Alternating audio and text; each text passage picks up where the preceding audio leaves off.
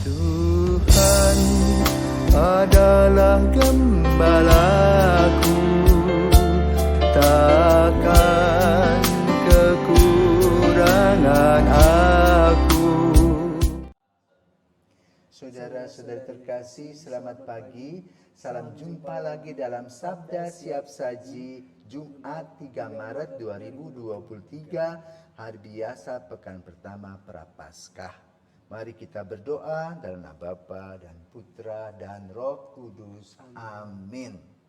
Ya Allah, tuntunlah kami umat-Mu agar kami bertekun dalam hati raga selama masa Prapaskah ini, sehingga menghasilkan buah bagi keselamatan jiwa-jiwa dengan pengantaraan Yesus Kristus Putra-Mu Tuhan kami, yang bersama dengan Dikau dalam persatuan Roh Kudus hidup dan berkuasa Allah sepanjang segala masa. Amin. Tuhan bersamamu dan bersama rohmu. Inilah Injil Yesus Kristus menurut Matius. Dimuliakanlah Tuhan.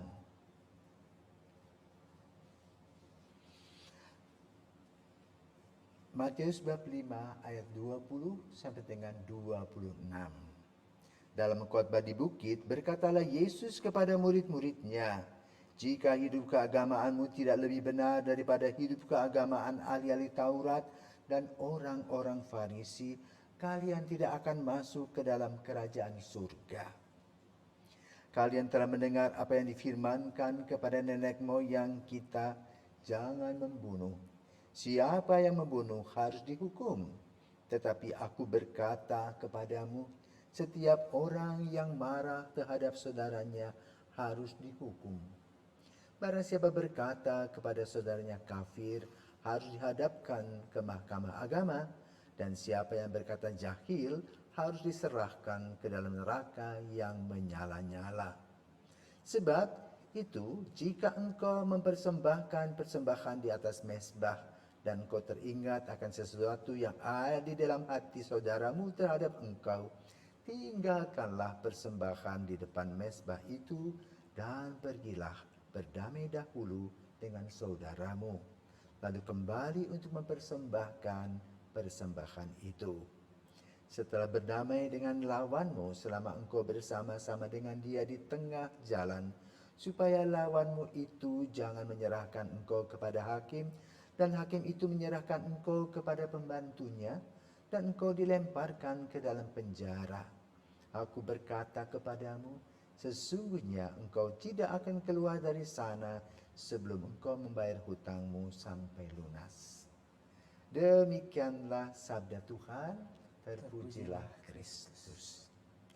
Romo, kan pada hari ini Injil menceritakan bagaimana Yesus memberikan nasihat tentang hidup beragama.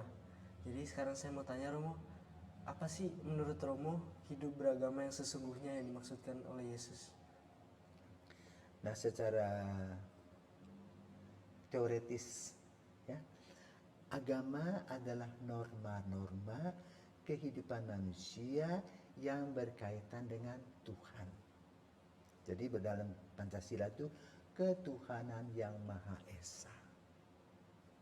Dalam ajaran Yesus, doa yang paling sederhana yang Yesus sampaikan adalah doa Bapa kami. Jadi agama adalah menguraikan tentang relasi kasih antara Allah dengan manusia dan manusia dengan manusia. Jadi kalau kita perhatikan secara simbolis, cinta itu berbentuk salib. Ya, secara vertikal Allah manusia, manusia Allah. Secara horizontal manusia dengan manusia. Nah, fokus keagamaan itu siapa? Dalam gereja Katolik, fokus keagamaan kita adalah pada Allah Tritunggal, Bapa, Putra, dan Roh Kudus. Maka setiap kali kita memulai dan menutup doa, kita selalu diingatkan akan kehadiran Allah Tritunggal, Bapa, Putra, dan Roh Kudus. Jadi secara teoritis ada ajaran-ajaran yang ditulis baik secara lisan maupun tertulis. Ya, kita bisa melihat bagaimana relasi antara Tuhan dengan manusia dan manusia dengan Tuhan dan sesama diuraikan dari itu dalam apa yang disebut dengan kitab suci. Nah, hari ini Yesus membahas kalau sifatmu, sifat keagamaanmu tidak lebih benar daripada orang-orang Farisi, ahli Taurat, untuk apa percuma kamu tidak masuk? Nah, apa sih sebetulnya yang menjadi kelebihan dari ahli-ahli Taurat dan orang Farisi? Hafal ayat demi ayat. Mereka boleh katakan menguasai Taurat itu. Kenapa? Karena memang tradisi Yahudi ini unik dan antik. Sudah sejak dulu, ya, kalau kita membaca Pentateuch itu bersifat naratif. Nah, siapa yang mempopulerkan cerita-cerita itu? Jadi boleh katakan kitab suci ini menjadi cerita rakyat di mana ibu-ibu selalu menceritakan semua yang berkaitan dengan kasih Allah kepada anak-anak sebelum anak-anak tidur. Ini hebatnya. Dan mereka hafal ayat-ayat itu.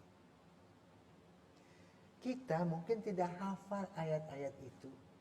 Sudah tidak hafal, lalu tidak mempraktekkan. Ya. Jadi yang dikritik oleh Yesus terhadap orang-orang Yahudi tadi adalah pandai berteori. Tapi dalam praktek tidak ada. Maka Yesus mengatakan, jangan membunuh. Bagaimana karakter pembunuhan itu?